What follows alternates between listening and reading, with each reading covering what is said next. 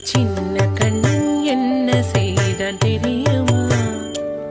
அவன் செய்த லீலை சொல்லில் அடக்க முடியுமா? புரியுமா?